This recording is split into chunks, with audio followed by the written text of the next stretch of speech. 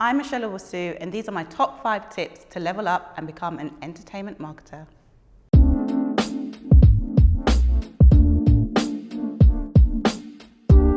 Michelle, marketing, level up, tip number 1. So my first tip is to learn the basics. Now, I was lucky enough to know what I wanted to do when I was growing up. So I studied marketing and I did an international marketing master's, but don't worry, you don't have to do that. But it's actually really important that you do try to get some sort of training. So some people think that marketing is all about sexy, cool ads, but it's a lot more than that. It's understanding the consumer, so there's a little bit of psychology in there. It's learning how to analyze data.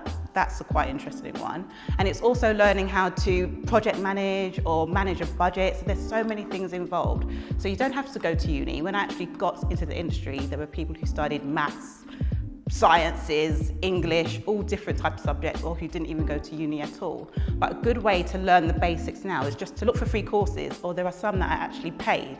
So Google do great courses, LinkedIn Learning do great courses, or if you do want to go back to study, then there's also Open University as an option. I think it's really important that you get those core steps down to help you become an entertainment marketer and take those first steps into your new journey.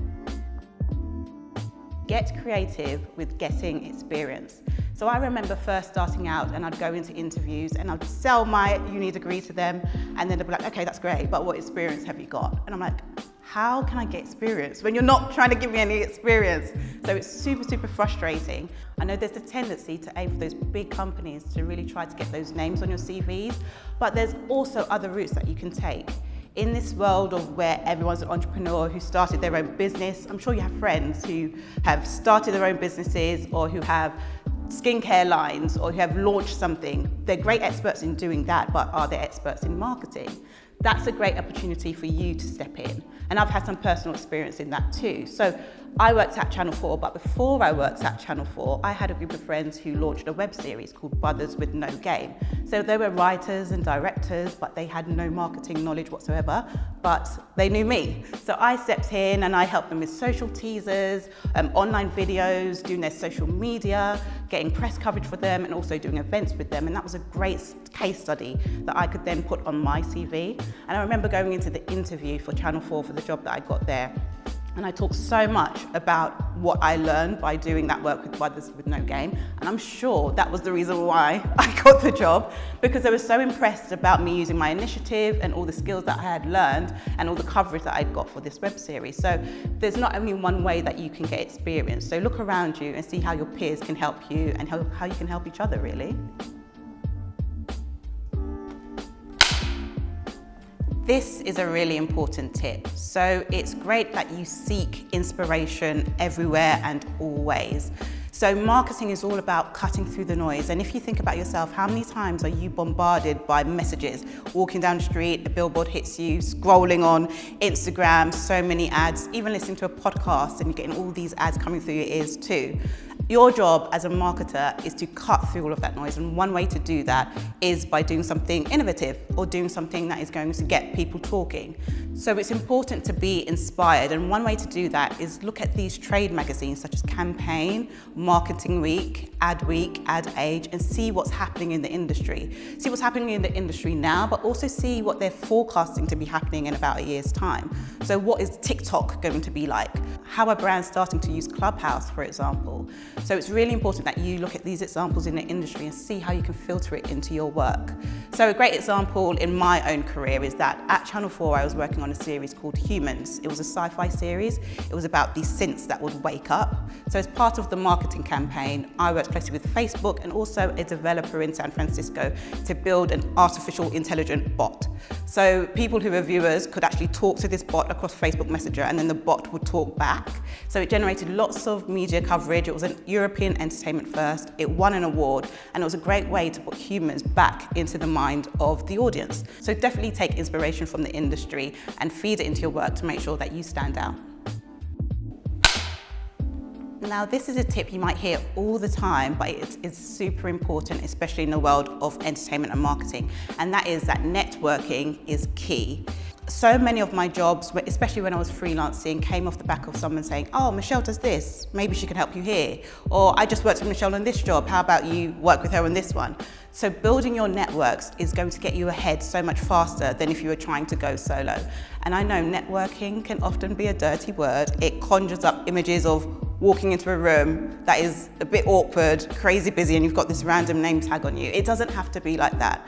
The important note here is make sure that networking works for you. So for example, I really hate the big room stuff, but I know that I'm great one-to-one. So if I read an article and I saw somebody talking about something that I found interesting, I might hit them up on LinkedIn and be like, hey, can I just buy you a coffee? I saw what you wrote, I found that super interesting. This is what I do, let's chat.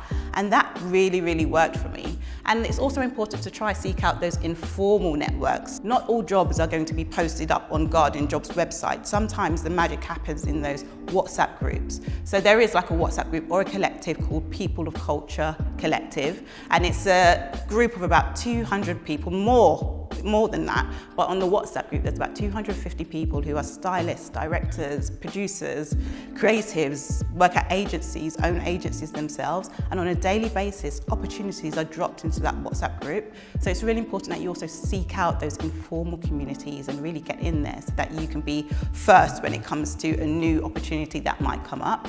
And when you do get an opportunity and when you do great work, make sure you shout about it. And I know a lot of us don't really want to brag all the time, but LinkedIn, for example, is a great place to do your bragging because you connect with so many people and people just reach out to you, and I've had so many people do that to me. So don't forget to shout about your work, don't forget to connect, because that's definitely going to take you further in your career. Michelle, level up marketing tip number 5. Now this tip is something that is actually quite close to my heart and something that I talk about all of the time, and that's about bringing you to the table.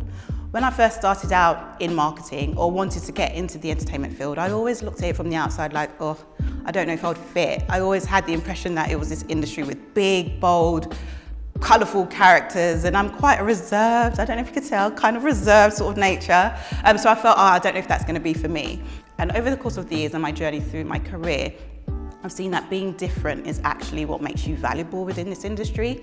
Marketing and entertainment is probably the one industry, or one of the only industries, where fresh perspectives and fresh viewpoints is actually so needed in order to keep the industry moving forward.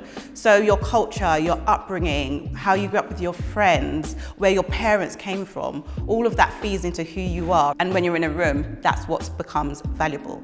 If you think about it, if you have 5 Toms in a room who are trying to sell an idea to the world that is full of Toms, Sharons, Melissas, Rachels, it's not going to work. It doesn't make sense.